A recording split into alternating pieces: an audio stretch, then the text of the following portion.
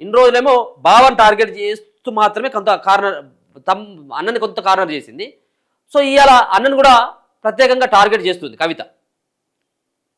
మనం దయ్యాలు భూతాలు అని చెప్పేసి మాట్లాడినప్పటి నుంచే అనుమానం మనకు దయ్యాలు భూతాలు అనేది హరీష్ రావుని కేటీఆర్ని ఉద్దేశించి అన్నది అనేది జనాలకు అంతా అర్థమైపోయింది. కానీ బహిరంగంగా ఆమె ఇలా విమర్శలు చేసింది. కేటీఆర్ అభివృద్ధి జపం అంతా అబద్ధమని, 6 అడుగుల బుల్లెట్ అది 3 అడుగుల బుల్లెట్ అనేది రెండో అంశం.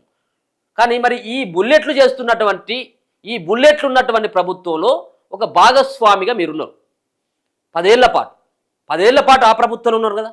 మరి ఆ రోజు కళ్ళు మూసుకొని ఉన్నారా? ఆ రోజు కనపడలేదా? మీ నాయన ముఖ్యమంత్రిగా ఉంటాడు, మీ అన్నేమో మంత్రిగా ఉంటాడు, మున్సిపల్ మంత్రిగా. మరి ఎందుకు చేయలేదు అన్నటువంటి దానిపైన ఎందుకు నిలదీయలేదు?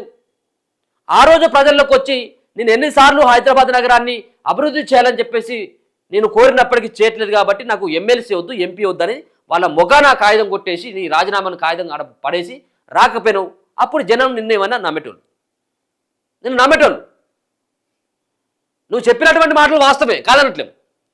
హరీష్ రావు ఏం పని చేసిండు రాష్ట్రానికి, మీ నాయన ఏం పని చేసిండు, మీ అన్న ఏం ద్రోహం చేసిండు అనేది జనాలకు అందరూ తెలుసు, ప్రజలకందరికీ.